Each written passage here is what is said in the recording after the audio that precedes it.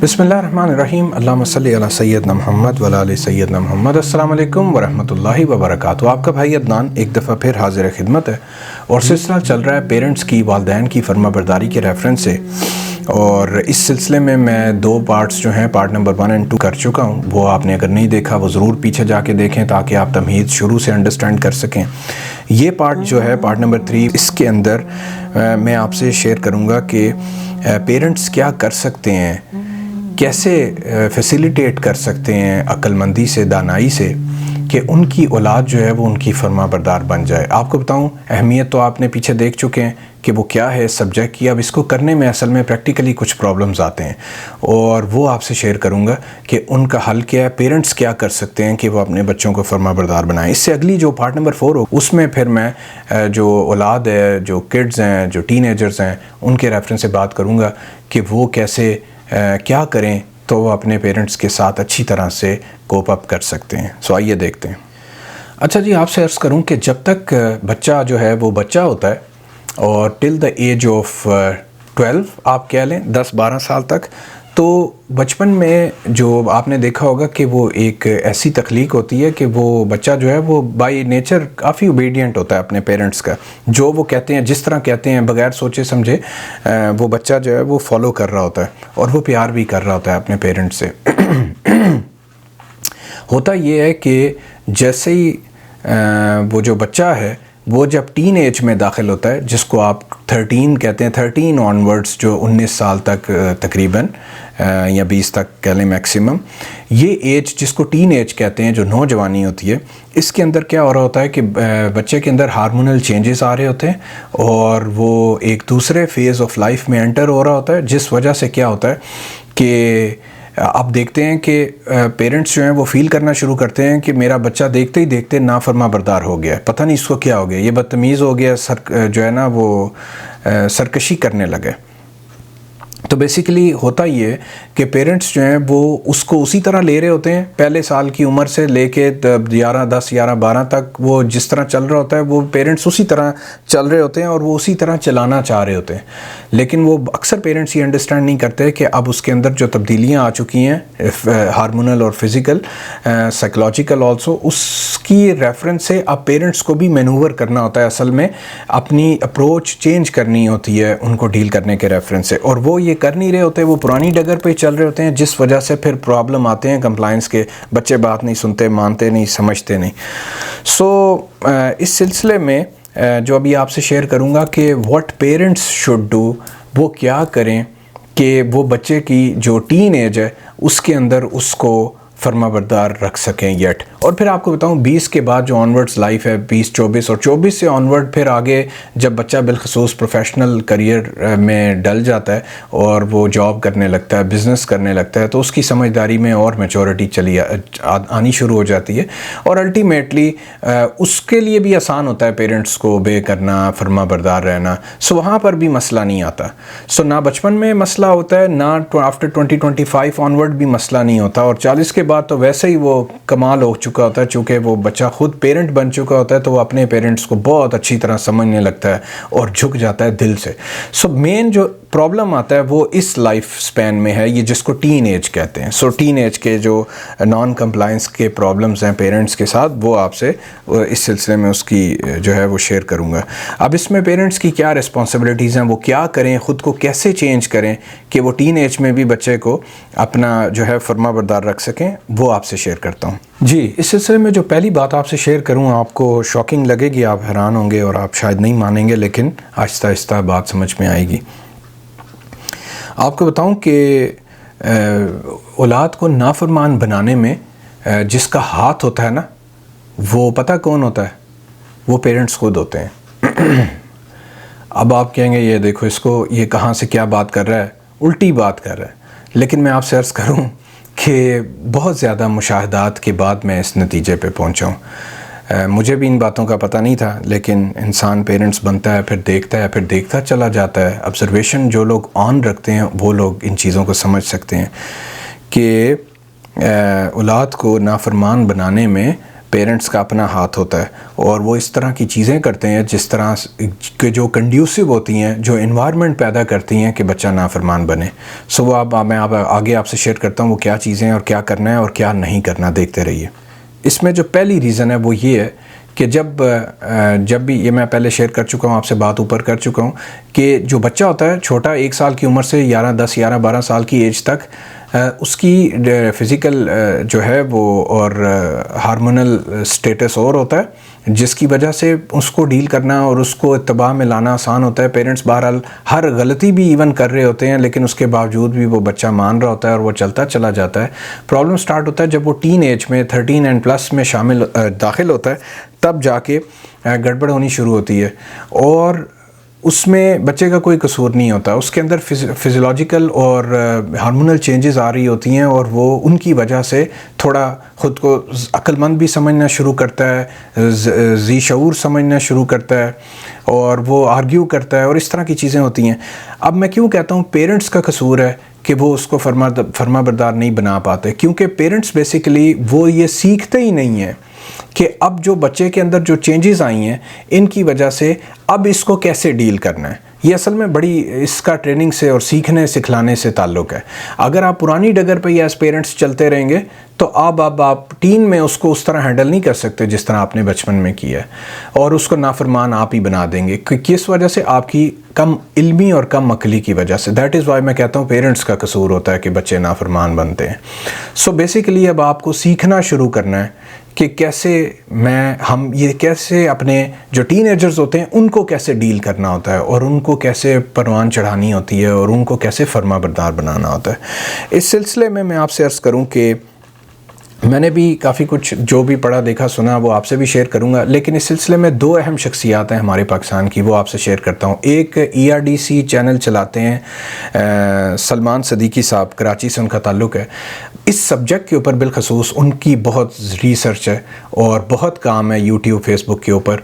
मैंने भी उनसे बहुत सीखा, मेरे गायबाना उस्ताद हैं। आप भी उनकी वीडियोस तफसीलन देखते रहिए ताकि आपको इस सिलसिले में आइडिया होगा। दूसरे डॉक्टर जावेद इकबाल साहब हैं, बहावलपुर से उनका ताल्लुक़ है, वो भी मेरे गायबाना उस्तादों में से। उनसे भी मैंने बहुत सीखा इस सिलसिले में, आप उनकी वीडियोस भी रेफ़र कर सकते हैं इस सिलसिले में। तो मैंने आज तक जो कुछ भी सीखा मैं उसको क्विकली समराइज़ करके आपके सामने बुलेट्स की फॉर्म में रखना चाहता हूँ, ताकि कम टाइम में आप ज़्यादा से ज़्यादा इसको अवेल कर सकें इंशाअल्लाह। अच्छा जी, आपसे अर्ज़ करता चलूँ, अब क्विकली हम तेज़ चलेंगे इसके ऊपर। आपने एज पेरेंट्स, जब भी आपका बच्चा जो है वो टीनेजर बनता है और उसमें दाखिल होता है उस फेज़ में, आपने उसकी फ़िज़िकल नीड्स के ऊपर बहुत ध्यान रखना है, उसकी इमोशनल नीड्स का ध्यान रखना होता है, उसकी सोशल नीड्स, और चौथी उसकी इंटेलेक्चुअल नीड्स का ख्याल रखना होता है। अब ये क्या चीज़ें हैं वो आपसे शेयर करता हूँ। फ़िज़िकल नीड्स में ये आता है कि आपके बच्चे को जो रिस्क फ़राहम करना है वो आपकी रिस्पॉन्सिबिलिटी है, वो आपने पूरी ज़िम्मेदारी के साथ उसको अच्छी डाइट का बंदोबस्त उसके लिए करना है, उसको जंक से बचाना है, उसकी जो बॉडी की स्ट्रेंथ है वो फ़िज़िकल एक्सरसाइजेज़ या स्पोर्ट्स से अचीव होती है, जो अनफॉर्चुनेटली आज के दौर में बहुत कम हो गई है। लेकिन आपको अपने बच्चे को वापस उसकी तरफ लेके आना है। जितना वो स्पोर्ट्स में आएगा वो अच्छा है, हेल्दी बॉडी होगी। वो कहते हैं ना, healthy body keeps a healthy mind, ये बड़ी परफेक्ट बात है। सो ये आपकी ज़िम्मेदारी है कि आपने उसको ये अपॉर्चुनिटीज़ देनी है, स्कूल में भी और आउट ऑफ स्कूल भी। फिर उसके लिए हर बच्चे के लिए, टीनेजर्स के लिए भी 7 से 8 घंटे की नींद मिनिमम बहुत इम्पॉर्टेंट है, वो उसको देनी है। अगर आप वो देते रहेंगे तो इंशाल्लाह वो हेल्दी ऑपरेट करता रहेगा, और एल्स वो चिड़चिड़ा हो जाएगा। अब अक्सर पेरेंट्स क्या करते हैं, उसको बहुत पढ़ाने के चक्कर में सुबह शाम बस पढ़ता रहे, ना तू सो, ना तू खेल बाहर, ना तू कोई और फिज़िकल एक्टिविटी कर। ये बहुत नुकसानदेह। मैं आपको बताऊँ, ये जो नंबरों की दौड़ है, इतने नंबर लेने हैं और पता नहीं क्या तोप बनना है, ये आसेब जो है ये आपके बच्चे को जो है ना वो उसकी लाइफ में इम्बैलेंस क्रिएट करता है, उसमें डेंट डाल देता है। सो ये प्लीज़ आपसे शेयर करूं, ये फ़िज़िकल नीड्स हैं, ये आपने सबसे पहले बच्चे की पूरी करनी है रिस्पॉन्सिबिलिटी के साथ, बैलेंस के साथ। ये नहीं करेंगे तो ये स्टेप नंबर 1 ही ख़राब हो जाएगा। आगे वो बच्चा ना एक हेल्दी क्या कहते हैं सिटीज़न बन सकेगा, ना ही एक अच्छी फर्माबरदार औलाद बन सकेगा। फिर आगे हम चलते हैं इमोशनल नीड्स के ऊपर, जिनको जज्बात और एहसासात की ज़रूरियात कहते हैं। अब इंसान है ना, वो कोई रोबोट तो नहीं है, उसके अंदर इमोशंस आते जाते रहते हैं। और आपको बताऊं, ये सबसे मुश्किल पार्ट है बच्चे का और टीनेजर का कि उसको आप हैंडल करें, और सबसे मुश्किल भी है और सबसे इम्पॉर्टेंट भी है। इसमें अगर आपने लापरवाही की तो वो बच्चा आपसे बहुत दूर हो जाएगा, नाफरमान बन जाएगा, कभी ख्याल नहीं रखेगा। तो अब इस सिलसिले में क्या करना है वो देखें। आपने हर वक्त अपने बच्चे को इस एहसास में, इस फीलिंग में रखना है कि उसको ये पता रहे दिलो जान से कि आप एज पेरेंट्स आप उससे प्यार करते हैं। ये सबसे अहम बात है। जिस बच्चे के अंदर ये डाउट आ जाए कि पता नहीं मेरे पेरेंट्स मुझसे प्यार भी करते हैं कि नहीं, they care about me also और दे डोंट केयर, ये बड़ी ख़तरनाक चीज़ होती है। सो आपने अपने बच्चे के अंदर इनकलकेट करना है, यानी दाखिल कर देनी है दिलो जान में, रूह में ये चीज़ कि उसको पता हो कि उसके माँ बाप उससे रियली बहुत प्यार करते हैं और उसका ख्याल रखते हैं। ये नंबर 1 चीज़ होती है। ये जब तक नहीं आएगी, इससे आगे कोई दरवाज़ा नहीं खुलेगा, वो कभी आपकी कोई बात नहीं मानेगा ना सुनेगा।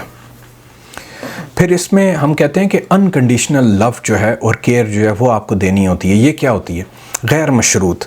यानी अब वो जो एक जुमला ना कहते हैं, तुम जीतो या हारो मैं तुम्हारे साथ हूँ, तो ये जो एक ऐसी कैफियत है कि ये आपने बेसिकली पैदा करनी होती है, पहले अपने अंदर, फिर ये उस तक पहुँचेगी कि अल्टीमेटली ये मेरा बच्चा जो है ये हाई स्कोर्स स्कूल में, कॉलेज में लेके आता है या नहीं लेके आता, ये कोई मैच जीत पाता है नहीं जीत पाता, कोई भी कंपटीशन व्हाटएवर, उसको ये एहसास होना चाहिए कि आपका बाप और आपकी माँ जो है, मेरी माँ मेरा बाप जो है, वो फिर भी मुझसे प्यार करेगा, मेरा ख्याल रखेगा, मेरी हेल्प करेगा, मुझे सपोर्ट करेगा ग्रो करने में, ना कि बेइज्जत करना शुरू कर देगा। सो ये एक बड़ा अहम पॉइंट है, ये पेरेंट्स को इसका ख्याल रखना है हमेशा। फिर आपको बताऊं, टीनेजर्स जो होते हैं वो चूँकि उनके अंदर नई नई अकल आनी शुरू होती है, सो वो आपसे आर्ग्यू करते हैं, आगे से बहस करते हैं, तकरार करते हैं, वो सिंपली चुप करके बात नहीं मान लेते। अब इस पे क्या करना होता है पेरेंट्स को? बेसिकली इस पे उनके साथ मज़ीद गुस्सा नहीं करना होता। अक्सर पेरेंट्स गलती क्या करते हैं, वो शट अप कॉल दे देते हैं, तुम चुप करो, तुम मेरी बात सुनो, मैं जो कह रहा हूँ, ज़्यादा बोलने की ज़रूरत नहीं। अब ये सारे डायलॉग्स जो हैं ये नुकसान पहुंचाने वाले हैं। इस तरह की कोई हरकत नहीं करनी। इस तरह आप अपने बच्चे के दिल में अपने लिए नफ़रत पैदा करेंगे। ऐसी स्टेज पे क्या करना होता है, चुप करके उनकी बात सुननी होती है। बेशक उनका एक्सपीरियंस थोड़ा है, अक्सर वो बात ठीक भी कर रहे होते हैं, कभी गलत भी कर रहे होते हैं, मैं इस पे फ़ैसला नहीं देता हूँ। लेकिन पेरेंट्स चूँकि उनका एक्सपीरियंस ज़्यादा होता है, वो समझ रहे होते हैं, उन्होंने ज़िंदगी देखी होती है, क्या सही है क्या गलत है, तो उनको ये चाहिए कि येट अक्सर ये जानते हुए भी कि ये बच्चा जज्बाती तौर पे पता नहीं क्या बात कर रहा है और अभी इसको सारी समझ नहीं है, उसके बावजूद भी चुप करके उसकी सारी बात सुने। रिस्पेक्ट हिम और हर, ये इम्पॉर्टेंट है जो मैं यहाँ हाईलाइट करना चाह रहा हूँ। रिस्पेक्ट दियर स्टैंड्स, वो जो कुछ भी कह रहे हैं उसको कदर से, इज़्ज़त से सुने और प्यार से ही रिस्पॉन्ड करें कि हाँ बच्चे मैंने आपकी बात सुनी है, समझी भी है, आप ठीक कह रहे हो। आपको पता भी है कि वो ठीक नहीं कह रहे, तब भी कहें आप ठीक कह रहे हैं, आप सही सोच रहे हैं। इन द मीन टाइम हम लोग जो है वो देखें, उसको फिर दूसरे पहलू बताने शुरू करें कि ये चीज़ें भी होती हैं, इनको भी सोचना है, आपका इनके बारे में क्या ख्याल है, तो आओ डिस्कस कर लेते हैं। डिस्कस करें उनके साथ चीज़, फिर बातों ही बातों में प्यार मोहब्बत से दोस्तों की तरह उनकी समझ तक ये चीज़ पहुंचा दें कि वो ये ना प्रूफ करें कि वो क्या कह रहे थे और वो गलत कह रहे थे। गलत नहीं प्रूफ करना उनको, प्लीज़ हैं, उनको जो बहुत सही है वो उन तक पहुंचा देना है, बग़ैर ये बताए कि आप गलत सोच रहे हैं या कर रहे हैं। इस तरह क्या होगा कि वो बड़े तरीके से और बड़े दिल से आपकी बात समझ जाएंगे, उनका स्टैंस अंदर ही अंदर शर्मिंदा होके ठीक हो जाएगा, ना आपने कुछ बुरा भला कहा होगा, ना उन्होंने हर्ट और माइंड किया होगा। सो ये आर्ट है जिसको सीखना है। फिर एक और ट्रस्ट फैक्टर होता है, अपने हमेशा बच्चों पे ट्रस्ट करें और उनके अंदर एक चीज़ कॉन्फिडेंस बिल्ड करें, वो ट्रस्ट से आता है। मिसाल है, बास वक्त बच्चे जो हैं वो स्कूल्स में, कॉलेजेस में, पढ़ाई में या स्पोर्ट्स में या किसी भी चीज़ में परफॉर्म वो नहीं कर पाते जो आपकी एक्सपेक्टेशन होती है। और ऐसे लोगों को, बास वक्त ऐसे बच्चों को कुछ पेरेंट्स कह देते हैं, पता नहीं ये ज़िंदगी में क्या करेगा, मुझे तो इससे कोई उम्मीद नहीं है, मुझे कोई समझ नहीं आती है क्या बनेगा। These are very very detrimental words, बहुत इंतहाई नुकसानदेह चीज़ें, ये आपके बच्चे का कॉन्फिडेंस तोड़ देती हैं।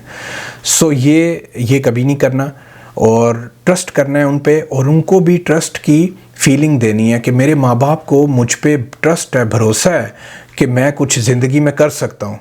सो ऐसा ही बच्चा कुछ करके दिखा भी देगा, हो सकता है ना दिखा पाए, yet in the mean time आपने ज़मीन फर्टाइल कर दी उसके लिए, ट्रस्ट करके कि वो जो है वो कुछ अपने स्किल्स, अपनी जो गॉड गिफ्टेड टैलेंट है उसको ज़ाहिर कर सके और कुछ कर सके। सो प्लीज़ बच्चे को कभी ये नहीं कहना तू पता नहीं क्या करेगा या ये क्या करेगा, ऐसे नहीं कहना, इस तरह की बात कभी नहीं बोलनी, बल्कि हमेशा कहना है बच्चे तू बहुत कुछ कर सकता है, you have a very high potential, तू बहुत ज़हीन भी है, समझदार भी है, बस तुझे थोड़ी कोशिश और करनी है, थोड़ी मेहनत और करनी है, थोड़ी सी ये चीज़ें तूने सेट करनी है जिससे तू बड़ा ज़बरदस्त हो सकता है। सो गिव हिम और हर ट्रस्ट, और उससे उसके अंदर कॉन्फिडेंस आएगा और फिर आप देखिएगा ना सिर्फ वो ज़िंदगी में कामयाब होता है बल्कि हमेशा आपका दिलो जान से फरमाबरदार रहेगा। फिर एक और चीज़ जो गड़बड़ करती है बच्चों को नाफरमान बनाने में, वो पेरेंट्स का, स्पाउस का आपस में लड़ना झगड़ना है। जो पेरेंट्स भी बच्चों के सामने लड़ते झगड़ते रहते हैं हर वक्त और बच्चे ये देखते चले आते हैं, वो भी फिर अपने पेरेंट्स के साथ लड़ते ही झगड़ते रहते हैं, फरमाबरदार नहीं बनते, नाफरमान हो जाते हैं। सो याद रखें, कभी भी स्पाउसेस के बीच में 100% अलाइनमेंट नहीं हो सकती, होती ही नहीं है, कुछ ना कुछ उनमें मुख्तलिफ रहता है। और उसके ऊपर बस करना आपने ये बड़ी मेहरबानी करके कि बच्चों के सामने जो मियाँ बीवी हैं वो आपस में जितना भी इख्तलाफ हो जाए लड़ें नहीं, खामोश हो जाएं। बहुत गुस्सा आया ना तो बेहतरीन हाल ये चुप हो जाएं थोड़ी देर के लिए, बच्चों से हट के आपस में बेशक जो मर्ज़ी लड़ाई करें। अब मैं उसकी तरवीज नहीं दे रहा, लेकिन मैं कह रहा हूँ जो मर्ज़ी कर लें, बच्चों के सामने ना करें प्लीज़, ये उनके ऊपर नेगेटिव इफ़ेक्ट देगा। फिर मैंने अक्सर पेरेंट्स को देखा है वो बच्चों को इमोशनली ब्लैकमेल कर रहे होते हैं। अब ये आप चीज़ समझ सकते हैं क्या है, तो ये भी एक बड़ी ख़तरनाक चीज़ होती है, ये बिल्कुल नहीं करनी, ये उनके अंदर नेगेटिव करैक्टर पैदा करता है। फिर एक और चीज़ हम गलत करते हैं, वो टीनेजर्स को, अपने बच्चों को दूसरे बच्चों के साथ, टीनेजर्स के साथ कंपेयर करते रहते हैं हर वक्त। हम ये कहते रहते हैं कि जी फ़लाने को देखो, तुम्हारा क्लास फेलो है या तुम्हारी क्लास फेलो है, वो बड़ी तेज़ है, ज़हीन है, फ़लान है, वो बहुत आगे है, तो पता नहीं क्या है। इससे जब आप कंपैरिजन करते हैं ना अपने बच्चे का दूसरों के साथ और उसकी दूसरे को अच्छा साबित कर रहे होते हैं और अपने बच्चे को आप स्टूपिड डिक्लेयर कर रहे होते हैं, ये भी बहुत डेट्रीमेंटल होता है, बहुत नेगेटिव, बहुत नुकसान पैदा करता है। कभी भी याद रखें, आपने अपने बच्चे को दूसरों के साथ कंपेयर नहीं करना। Every child and every teenager is different. हर किसी को अल्लाह ने मुख्तलिफ स्किल सेट दे के दुनिया पे भेजा है, डिफरेंट टैलेंट दे के भेजा है, हर कोई मुख्तलिफ है। तो एक में कुछ अच्छा है तो दूसरे में नहीं होगा, और जो दूसरे में है वो इस पहले में नहीं होगा। सो जब आप कंपेयर करते हैं उससे बेसिकली जो टीनेजर होता है उसकी फीलिंग्स हर्ट करती हैं और वो ये फील करता है कि मतलब मुझे जो है वो नीचा दिखाया जा रहा है, घटिया समझा जा रहा है। ये भी नुकसान पैदा करता है माँ बाप की नाफरमानी से, में मतलब माँ बाप की फरमाबरदारी में हेल्पफुल नहीं होता। ये मैं आपसे शेयर करूँ। फिर एक और चीज़ है, हम इसको कहते हैं लेबल करना। कभी भी अपने बच्चे को या किसी भी बच्चे को क्लास में अगर स्टूडेंट्स हैं, लेबल ना करें। लेबल करना होता है किसी को कहना तू है ही नालायक। अब ये ना, अब वो बेचारा उसके अंदर और जितने भी टैलेंट होते हैं वो सारे आप उनको गोली मार के ख़त्म कर देते हैं, सिर्फ ये कह के, लेबल करके तू है ही नालायक या तू है ही सुस्त, यू है ही पता नहीं क्या, कुछ ना कुछ कहते हैं। अब मैं सारा क्या बोलूँ। तो ये जो लेबल करना है ना प्लीज़, ये बड़ा ख़तरनाक है। हो सकता है ऐसा कि किसी एक एरिया में आपका बच्चा अच्छा नहीं है, लेकिन वो किसी दूसरे एरिया में अच्छा होगा, किसी और फील्ड में लाइफ की जो है वो उसको अल्लाह ने कुछ और टैलेंट दिया होगा। तो आप उसकी कोई पढ़ाई खाली की वजह से या उसके नंबरों की वजह से या उसकी स्पीच ना करने की वजह से या किसी भी एक आध वजह से उसकी सारी ज़िंदगी को ज़ीरो लेबल ना करें प्लीज़, ये बहुत ख़तरनाक है, आप उसको मार देंगे। सो उसको ग्रो करने देना है, वो जिस फील्ड में भी है, जिस गॉड गिफ्टेड टैलेंट के साथ आया है, लेट हिम और हर ग्रो इन दैट एरिया, और वो उसमें एक चमकता सितारा बन जाएगा। और ये प्लीज़ सारी बातें मैं इसलिए कर रहा हूँ, ना सिर्फ इसलिए कि वो मतलब अपने ज़िंदगी में वो लोग कामयाब, वो बच्चे हों, बल्कि जो लोग भी याद रखें, जब आप पेरेंट्स इन सारी बातों का ख्याल रखेंगे तो ना सिर्फ वो ज़िंदगी में कामयाब होंगे और अपना नाम बनाएंगे, बल्कि होगा ये कि उनके दिलों में over the period of time, इतना बड़ा अरसा आपने ये सब कुछ किया है, उनके दिलों में आपकी मोहब्बत बस जाएगी। वो सिर्फ इसलिए आपका एहतराम नहीं करेंगे कि आप माँ प्यो हैं तो मजबूरी है माँ प्यो का एहतराम करें, नो, वो दिल से आपका एहतराम कर रहे होंगे, दिल से आपसे मोहब्बत कर रहे होंगे, दिल से आपकी बात मान रहे होंगे, आपको रियली पीरो मुर्शद बना लेंगे। सो अल्लाह इसकी समझ और अमल की तौफीक दे दे इंशाअल्लाह। अच्छा जी, नेक्स्ट अब आपसे सोशल नीड्स के रेफरेंस से बात करूं। सोशल नीड्स होती हैं कि ज़माने में सोशली यानी माशरे में आपने बच्चे की क्या नीड्स हैं, उसकी ज़रूरियात क्या हैं और उनको फिलफ़िल कैसे करना है। याद रहे कि ये हमें कोविड के दौर में बड़ा एहसास हुआ, जब हमें अंदरों में बंद रहने का कहा गया और किसी से हम मिल नहीं पाते थे, तो उस अरसे में पता चला कि यार एक बहुत बड़ी नेमत जो हमारे पास थी, लोगों से मिलना, काम पे जाना, सबसे मिलना, रिश्तेदारों दोस्तों से मिलना, ये इट्सेल्फ एक बहुत बड़ी ह्यूमन नीड है। ये अगर आपसे ले ली जाए तो आप एज अलोन शायद आपका ज़िंदा रहना मुश्किल हो जाए, आप डिप्रेशन का शिकार हो जाएं।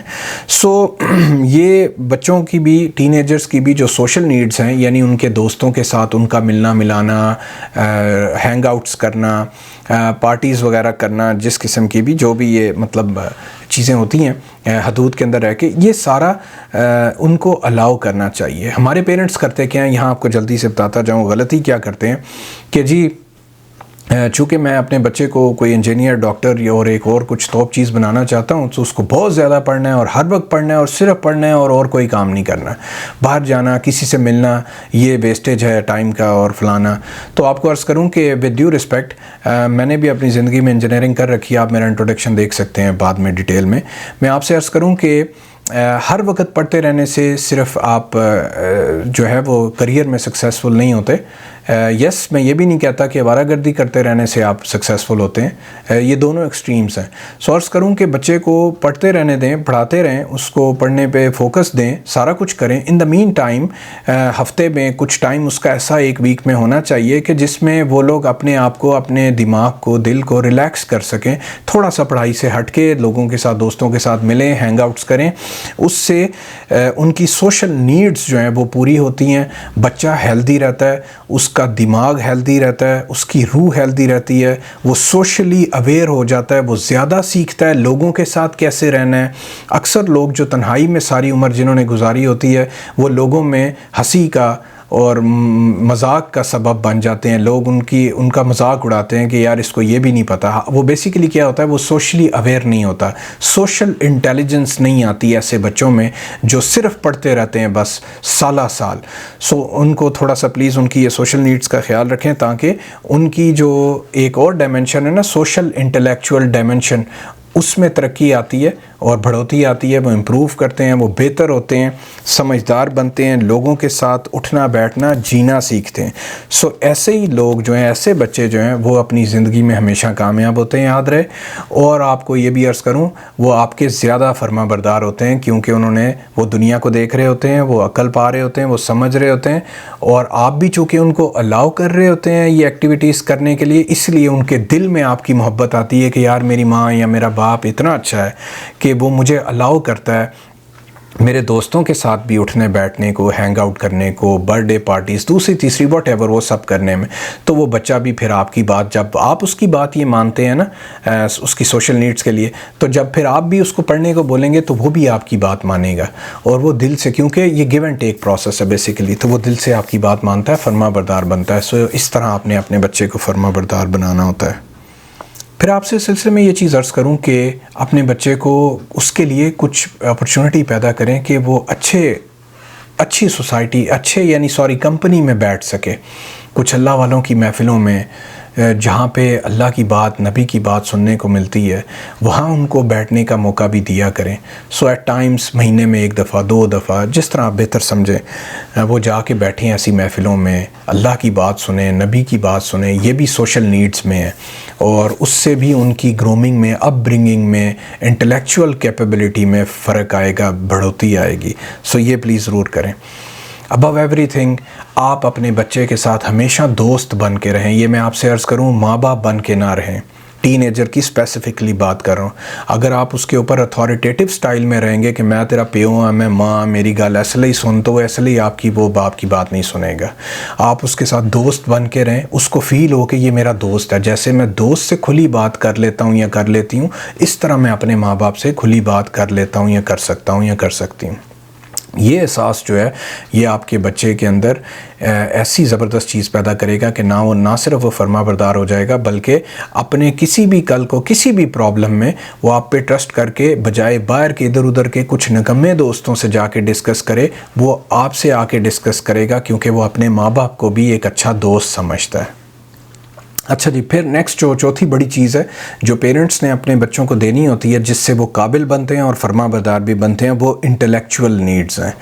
बच्चे की जो इंटेलेक्चुअल नीड है, यानी उसकी ज़हानत जो है, उसकी ज़हनी कैपेबिलिटी, जिससे वो चीज़ों को, मामलात को समझ सके, उसको बढ़ाने के लिए भी जो कुछ हो सकता है वो आपको करना चाहिए। इस सिलसिले में फॉर श्योर अच्छी एजुकेशन, अच्छी स्कूलिंग, कॉलेज, ये तो हर पेरेंट्स देते हैं, विच इज़ वेरी गुड, ये देना चाहिए। अपनी पूरी कोशिश करके उनके लिए जो बेस्ट हो सकता है वो आपको करना है। दूसरी इंपॉर्टेंट चीज़ जो मैं आपसे शेयर करूं कि हमारे असल में दिलो दिमाग पे अंग्रेज़ आज भी मुसल्लत है, और हम लोग जो है अपने इंग्लिश मीडियम स्कूलों में डालते हैं बच्चों को, हमने भी पढ़ा है, कोई बुरी चीज़ नहीं है, बल्कि अच्छी चीज़ है, इंपॉर्टेंट है। जो इंटरनेशनल लैंग्वेज है वो सीखनी ज़रूरी है, ताकि आप उसमें दुनिया भर में ट्रैवल जब कर सकें तो बात कर सकें, लोगों से बात समझ सकें। और दूसरा ये कि जितना रिसर्च वर्क है वो इन्हीं लोगों ने किया हुआ है, आज वो हमसे आगे हैं, तो उन्हीं की ज़ुबान को पढ़ना ज़रूरी है, ताकि उनके रिसर्च वर्क को आप पढ़ सकें और आप भी उनके बराबर या उनसे आगे निकल सकें। जब उनसे आगे निकल जाएंगे तब भले अपनी ज़ुबान में किताबें छापें। एनीवेज़, तो करना क्या, इंपॉर्टेंट जो बात यहाँ पर मैं बताना चाह रहा हूँ कि हाँ, इंग्लिश पढ़नी है, इंग्लिश में पढ़ाना है, सारा कुछ है। इन द मीन टाइम इसको जहन पे सवार मुसल्लत नहीं करना। बच्चे को, और किसी भी बच्चे को, ह्यूमन बीइंग का जो बच्चा है वो अपनी मदर लैंग्वेज में चीज़ों को ज़्यादा ईज़िली सुनता है, समझता है, अब्ज़ॉर्ब कर लेता है और सीख लेता है। इसीलिए आप देखेंगे कि जो इंग्लिश वर्ड है उनके तो हाँ अपनी ज़ुबान में इंग्लिश में ही वो बचपन से पढ़ते हैं, और वो इसीलिए उनको एडवांटेज है कि वो बहुत जल्दी बहुत आगे निकल जाते हैं और दुनिया में रिसर्च में उनका नाम है। चाइनीज़ को आप देखें, वो अपने बच्चों को पढ़ाते ही डे 1 से चाइनीज़ में और आखिर तक चाइनीज़ में ही पढ़ाते हैं। मदर लैंग्वेज है, उसमें वो लोग तेज़ी से सीखते हैं और फिर तेज़ी से रिसर्च करने लगते हैं, वो बहुत आगे निकल जाते हैं और सही बात को समझ पाते हैं। सो आप देखें वो भी आज कामयाब हैं दुनियावी लिहाज से अगर आप देखें। सो likewise Japanese, likewise other Nations. तो आपसे ये अर्ज़ करना है कि आप अपने बच्चे को, हम लोग ज़रूर इंग्लिश मीडियम में पढ़ाएं और सारा कुछ करें, इंग्लिश सिखाएं। इन द मीन टाइम उसके जो कॉन्सेप्ट्स क्लियर करने हैं वो प्लीज़ उसकी अपनी ज़ुबान में उसके साथ करते रहें। जितना वो समझता रहेगा, तेज़ी से कॉन्सेप्ट क्लियर अपनी ज़ुबान में करेगा और उसको दूसरी लैंग्वेजेस में इतना जल्दी नहीं कर पाएगा। सो याद रखें, इंटेलेक्चुअल ग्रोथ के लिए, दिमाग का ज़हीन होने के लिए बच्चे के, उसकी समझ में चीज़ों का घुसना ज़रूरी है और वो उसको अपनी लैंग्वेज में दें, ताकि इंशाल्लाह वो जल्दी उनको समझ आए और साथ साथ इंग्लिश भी समझता रहेगा। तो एक वक्त आ जाएगा वो इंशाल्लाह कोप अप कर जाएगा ज़माने के साथ। फिर आपसे एक और अर्ज़ करूँ एक चीज़ जो कि बच्चे की इंटेलेक्चुअल ग्रोथ में इंपॉर्टेंट होती है। अक्सर चूँकि वो पेरेंट्स हैं ना, वो बच्चे को छोटे बच्चे की तरह ही चला रहे होते हैं, टीनेजर को भी उसी तरह चलाना चाहते हैं। टीनेजर करना चाहता है अक्सर अपनी अकल से काम। अब उसकी चूँकि दिमाग चलना शुरू होता है तो वो कहता है कि मैं कुछ कामों को अपनी मर्ज़ी से करूँ, लेकिन पेरेंट्स जो हैं वो उसके ऊपर अपनी मर्ज़ी इम्पोज रखते हैं। नहीं, तू इंज कर, ऐसी तरह कर, इसी तरह हम करते आए हैं। सो बेसिकली उससे भी उसको आप स्पेस नहीं देते और फिर वो आपसे तंग होता है, ज़िच होता है, फिर नाफरमान होता है, फिर आप कहते हैं मेरी गाल नहीं सुनता। आपको बताऊं, आपको सिर्फ उसको स्पेस देनी है। हम इसको कहते हैं स्पेस देना, कि अच्छा बच्चे ठीक है, तूने कोई चीज़ करनी है अपनी मर्ज़ी से अपने तरीके से कर ले, एज़ यू लाइक। आपको यकीन भी हो कि इसका तरीका गलत है, इसमें टाइम ज़्यादा लगेगा, एफिशिएंसी कम होगी, इफेक्टिवनेस कम होगी, जो मर्ज़ी आपकी साइंस है, येट लेट हिम और her do in her and his way. उससे क्या होगा कि उसको ये फ़ील होगी कि यार मैं जेल में नहीं हूँ, मुझे थोड़ी आज़ादी है, मेरे पेरेंट्स बड़े प्यारे हैं, बड़े खूबसूरत हैं। सो आप जब उसको ये टाइम देते रहेंगे, ये स्पेस देते रहेंगे, वो अपनी मर्ज़ी से एक्सपेरिमेंटेशन करेगा। शुरू में 1 दफ़ा, 2 दफ़ा, 3 दफ़ा गलत होगा, लेट होगा, चीज़ें ख़राब होंगी, नो प्रॉब्लम। आहिस्ता आहिस्ता वो ख़ुद सीखना शुरू करेगा कि यार अगर तो मैं इसको इस तरह कर लेता तो ये तो और अच्छा हो जाता, तो मेरा बाप भी तो यही कह रहा था। अब वो अंदर से थोड़ी सी फील शर्मिंदगी की उसको होगी, बोलेगा नहीं वो, लेकिन उसको होगी, फिर वो क्या करेगा, वो अंदर से कायल होगा आपकी बात मानने को और आपके तरीके पे आने को, क्योंकि आपने तो उसको नहीं पता, आपने भी बड़े तजर्बे खा के मारें खा के ये सीखा है। लेकिन जब उसको ख़ुद ही एक्सपीरियंस होगा तो वो फिर बड़े आराम से आपकी बात की तरफ आ जाएगा, फरमाबरदार भी रहेगा, नाफरमान नहीं होगा। फिर आपसे अगली इंपॉर्टेंट चीज़ शेयर करूं, कम्युनिकेशन बैरियर। ये एक बड़ी इंपॉर्टेंट चीज़ है, इसको तोड़ना होता है। कम्युनिकेशन बैरियर ये चीज़ है कि जो अक्सर बच्चों और टीनेजर्स, नौजवानों और उनके पेरेंट्स के बीच में बातचीत का सिलसिला ही ख़त्म हो जाता है। वो कम्युनिकेशन में ब्रेकेज आ जाती है। वो सिर्फ़ इसलिए होती है अक्सर औकात के आपने उनको मिस हैंडल किया होता है, वो आप पे ट्रस्ट उनका ख़त्म हो जाता है, वो आपसे बात ही नहीं करना चाहते। अब ये बड़ी प्रॉब्लमेटिक चीज़ है, इस स्टेज पे नहीं पहुंचना। कैसे नहीं पहुंचना, अब वो मैं आपसे ज़िक्र करता हूँ। आपने करना क्या है, आपको बहुत अच्छा लिसनर बनना है। फ़र्स्ट ऑफ़ ऑल अपने बच्चे की हमेशा, टीनेजर की स्पेशली मैं बात कर रहा हूँ, उनकी बात सुननी है पूरी हमेशा। अक्सर ये होता है कि वो बात शुरू ही करते हैं, आपको पता होता है कि ये गलत बात कर रहा है और ये एमी टाइम ज़ाया करेगा और ये गलत तरफ जा रहा है, इसको मुझे बचाना है। अक्सर पेरेंट्स वहीं स्नप कर देते हैं। ऐसा प्लीज़ नहीं करना, ये बहुत डेट्रीमेंटल होता है, ख़तरनाक होता है। आप हमेशा अच्छे लिसनर बने। सबसे पहले बच्चे की बात पूरी सुन लें, सब्र, हौसले, हिल्म के साथ, तहम्मुल के साथ। भले आपको पता है कि ये गलत कह रहा है, जब आप पूरी सुन लेंगे एटलीस्ट उसको एक फ़ील मिलेगी कि यार मेरी बात सुनी जाती है, मुझे अहमियत दी जाती है। सो जब वो ये अहम फ़ील करेगा अपने आप को, तो वो आपको भी अहम फ़ील करेगा कल को। सो उसकी बात पूरी सुननी है। फिर हमेशा अपने बच्चों की, स्पेशली टीनेजर्स के सवालात का जवाब दें। अक्सर बच्चे सवाल करते हैं कि ऐसे है तो ऐसे क्यों है, ये क्यों होता है, ऐसे हम क्यों करते हैं। हमेशा उनका जितना भी सवाल आपको फजूल लगे, yet you have to answer. अगर आप बच्चों को आंसर नहीं करते, टीनेजर्स को स्पेशली, तो होगा क्या, एक तो ये होगा कि उसकी इंटेलेक्चुअल ग्रोथ रुक जाएगी। जो जहानत, जो जहनी सलाहियत उसकी इम्प्रूव होनी थी, सीखता ही रहना था उसने, वो आपने उसमें उसकी मदद नहीं की, रोक दिया आपने। This is 1 2। जब आप उसके सवालों के जो उसके दिमाग में उठते हैं जवाब नहीं देंगे, तो वो ये सवाल बाहर जाके औरों से करेगा। और क्या पता बाहर उसको कैसे लोग मिलें, कैसे दोस्त मिलें, क्या गाइड करें या मिस गाइड करें, यू डोंट नो। तो उसका माजी मुस्तकबिल हाल सब बर्बाद हो जाएगा। सो ये सिर्फ इसलिए हुआ कि आपने कम्युनिकेशन में बैरियर रखा, आपने उसका जवाब नहीं दिया। So you have to answer him और हर। This is 1 2। अब अगर आप समझते हैं कि नहीं यार मुझे तो अब इसकी खुद समझ नहीं, इसने ऐसा सवाल कर दिया है, क्योंकि होते हैं टीनेजर्स के नए फ्रेश माइंड्स होते हैं, वो बाज़ वक्त बड़े डिफरेंट एंगल से चीज़ों को देखते और पूछते हैं। बाज़ वक्त हो सकता है आपके पास उसकी बात का जवाब ही ना हो। अब अगर ऐसी सिचुएशन है तो उस पर बजाय उसको डांट देने के और चुप करके शट अप कॉल नहीं देनी। What you have to do is कि एडमिट करना है, बच्चे क्या बात है आपकी, बड़ा ज़बरदस्त सवाल किया आपने, यार आप बड़े ज़हीन हो। अब इस तरह उसको आपने बेसिकली इंकरेज किया और कहा कि कोई मसला नहीं, I will give you answer for this, let me do a bit of research, और मैं ना आपको इसका सही जवाब ला के दूँगा इंशाल्लाह। उससे क्या होगा इससे क्या होगा कि बेसिकली एक तो आप बच्चे को स्नप नहीं करेंगे, उसके सवाल को रोकेंगे नहीं, जिससे उसकी इंटेलेक्चुअल ग्रोथ होती रहेगी, और बच्चे को एक ट्रस्ट भी होगा कि यार मेरा बाप, इसको अगर पता था तो फ़ाइन उसने जवाब दे दिया, माँ या बाप दोनों में से कोई भी, और नहीं पता तो ये मेरे लिए कोशिश करेगा अब, या कोशिश करेंगे, और ये मेरे लिए मुझे कुछ ना कुछ इस पर सेटिस्फाई करेंगे। सो ये एक बहुत बड़ी चीज़ होती है, ये बच्चों की इंटेलेक्चुअल ग्रोथ में उनको हेल्प करती है और फरमाबरदार बनाती है। फिर आपसे एक और चीज़ अर्ज़ करूं जो प्रॉब्लम पैदा करती है, वो आपने नहीं करनी। टीनेजर्स को ज़ाहिर गाइड आपने करना होता है। एक टिप प्लीज़ याद रखें कि जिसमें उनकी गाइडेंस भी होती रहे और वो आपके फरमाबरदार भी रहें, नाफरमान ना बने। बच्चों को लंबी स्टोरियाँ, टीनेजर्स को लंबी स्टोरियाँ नहीं देनी। वो जो एक लंबी तकरीर होती है ना, क्या कहते हैं, दुरुस्तगी की या उनकी तरबियत के लिए, वो लंबी तकरीरें नहीं करनी। टीनेजर बिलखसूस वो इससे आवाज़ार होता है और वो इससे दूर भागता है। कोशिश करनी है जितनी मुख्तसर बात आप कर सकें, टू दी पॉइंट, जो कि आप उसको समझाने के लिए थोड़ी सी बाज़ वक्त गाइडेंस दे दें, वो बहुत ज़्यादा असर रखती है as compare to long stories और तकरीरें और वाज आप उस पर अगर करेंगे तो उसका फ़ायदा नहीं होगा। फिर आपसे अर्ज़ करूँ कि पेरेंट्स की रिस्पॉन्सिबिलिटी में आता है कि वो अपने बच्चों की जो हिडन टैलेंट्स हैं, जो गॉड गिफ्टेड हैं, उनको प्लीज़ प्रेस करके मार के ख़त्म ना कर दें। इससे आप सरासर बच्चे का नुकसान करेंगे। वो ज़िंदगी में शाइन नहीं कर पाएगा, चमकेगा नहीं, ग्रो नहीं करेगा, और अल्टीमेटली फर्माबरदार क्या बनेगा? फजूल इंसान फर्माबरदार नहीं बनता। तो आपके बच्चे के अंदर जो भी नेचुरल टैलेंट्स हैं, गॉड गिफ्टेड, मिसाल है एक बच्चे को पेंटिंग का शौक़ है और वो पढ़ाई के साथ बीच में पेंटिंग्स भी करता रहता है, अक्सर पेरेंट्स उसको स्नप करते हैं, नहीं करो, टाइम ज़ाया कर रहे हो, क्या फ़ायदा है इस काम का, इससे अच्छा तुम पढ़ लो, तुम्हारे नंबर कम आएंगे, आ रहे हैं, नंबर ज़्यादा लाने हैं।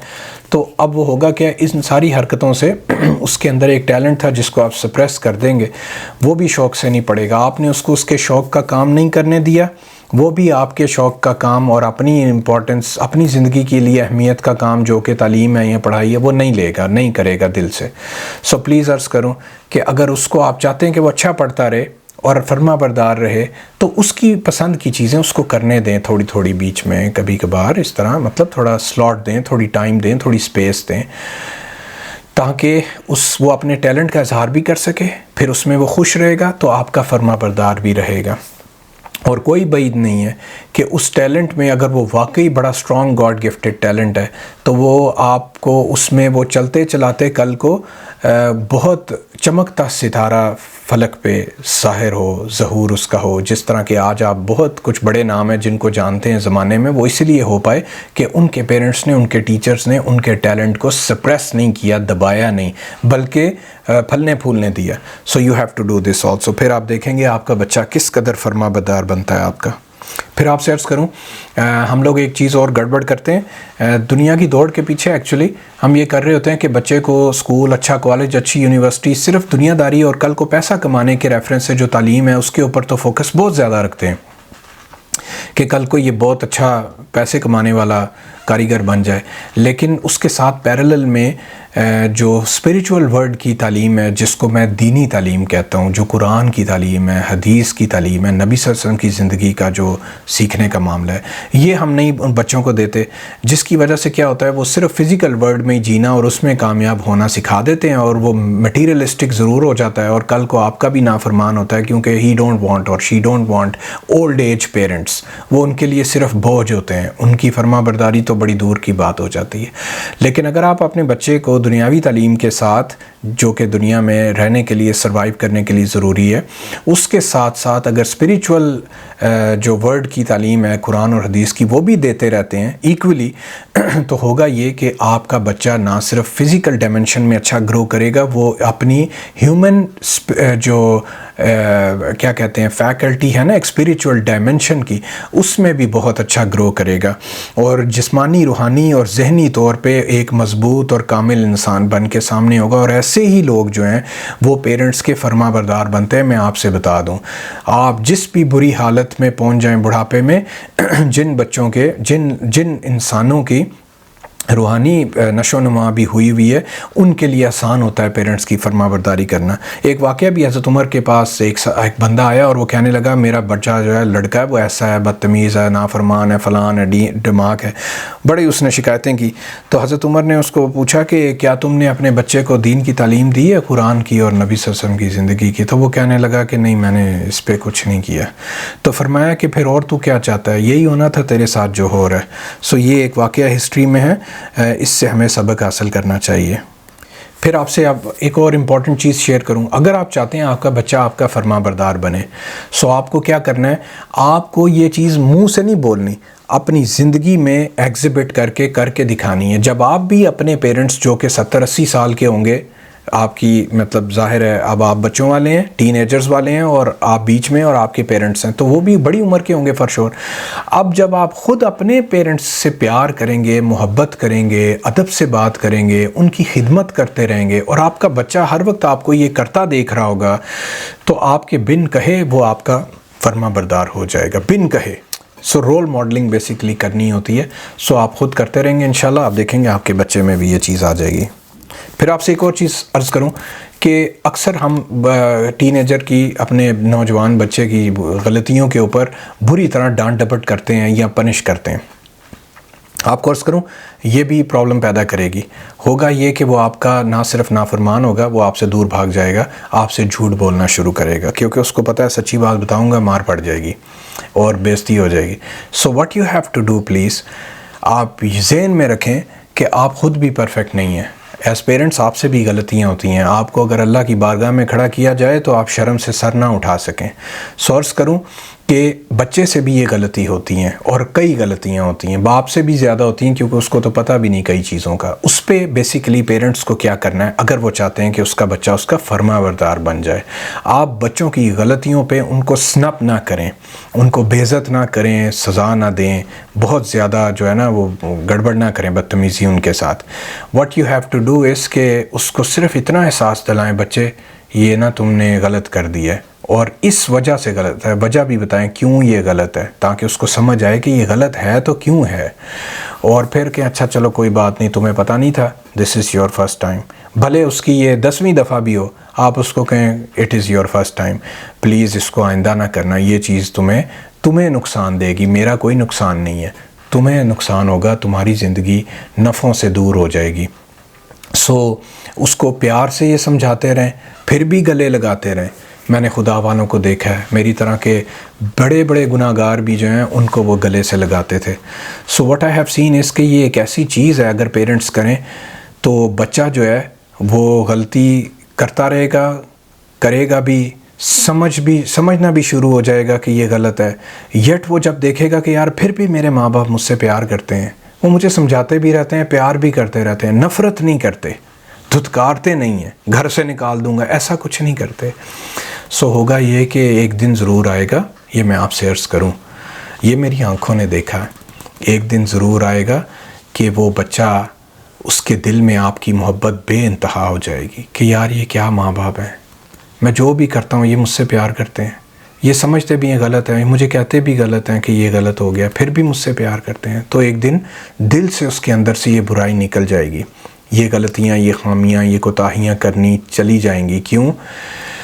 आपकी मोहब्बत की वजह से। सो पनिश नहीं करना, ज़िच नहीं करना, बच्चे को जो है धुतकारना नहीं है, सिर्फ गाइड करते रहना है और प्यार देते रहना है। तो आप देखते रहिए कैसी जिसको इनकलाबी तब्दीलियाँ कहते हैं वो उसके अंदर से रूनुमा होंगी, बाहर से नहीं, इंशाअल्लाह। और याद रहे यही उसको आपका अच्छा फर्माबरदार बच्चा बना देगा। फिर आपसे एक और अर्ज़ करूँ, एक गलती पेरेंट्स करते हैं कि वो अपने बच्चों को बाज़ वक्त उनको नाफरमाबरदार बनाने में कैसे एक रोल करते हैं। बाज़ों को देख रहे हैं उनका बच्चा इस पोजीशन में ही नहीं है कि वो आपकी बात सुने या माने। मिसाल है, थका हुआ आया स्कूल से, कॉलेज से, जैसे भी, और आप उसको कह रहे हैं कोई काम करने को, फ़लानी चीज़ कर लाओ। अब उसकी हालत ही नहीं है, उसकी तबीयत ही नहीं है, मूड भी बाज़ वक्त साथ चलें ऐड कर लेते हैं, वो भी ख़राब है किसी वजह से। अब आप उसको कह रहे हैं कि जी फ़लानी चीज़ कर लाओ बाज़ार से, ज़ाहिर है वो नाफरमानी करेगा, वो नहीं मानेगा, कहेगा मैं नहीं जा रहा बाबा, या आपसे बात ही नहीं करेगा, दूसरे कमरे में चला जाएगा। तो अब आपने बेसिकली क्या किया, आपने ख़ुद उसको नाफरमान बनाया। कैसे? उसकी फ़िज़िकल और इमोशनल कंडीशन को अंडरस्टैंड ना करने की वजह से। आपने देखा ही नहीं वो किस हाल में है और आप अपने हुक्म जारी कर रहे हैं, तो कहाँ से वो मानेगा। सो अगर आप चाहते हैं फरमाबरदार बने तो हमेशा उसको पहले ये देखें कि उसकी हालत क्या है, जिस्मानी, रूहानी, फ़िज़िकल, ये सारी उसकी हालतें देख के, और देखें कि क्या ये हालतें कंड्यूसिव हैं, क्या वो इस हालत में है कि आप जो कहने जा रहे हैं उसको वो इंशाल्लाह मान लेगा, कर लेगा। If you get answer yes, तब सिर्फ उसको कहें कि हाँ बच्चे फ़लाना चीज़ है, फ़लाना काम है, वो कर आओ, तो वो आप देखेंगे फ़ौरन कर आएगा। लेकिन अगर ऐसा नहीं है तो होल्ड कर लें, किसी और टाइम पे करवा लें जब आप देखें कि ये सारी हालतें कंड्यूसिव हो गई हैं। सो मैंने देखा है कि आपकी अकल, आपकी दानाई, आपकी इमोशनल इंटेलिजेंस आपके बच्चे को आपका फरमाबरदार या बना देती है या नहीं बनाती। सो इन चीज़ों का प्लीज़ ख्याल रखना है इंशाअल्लाह।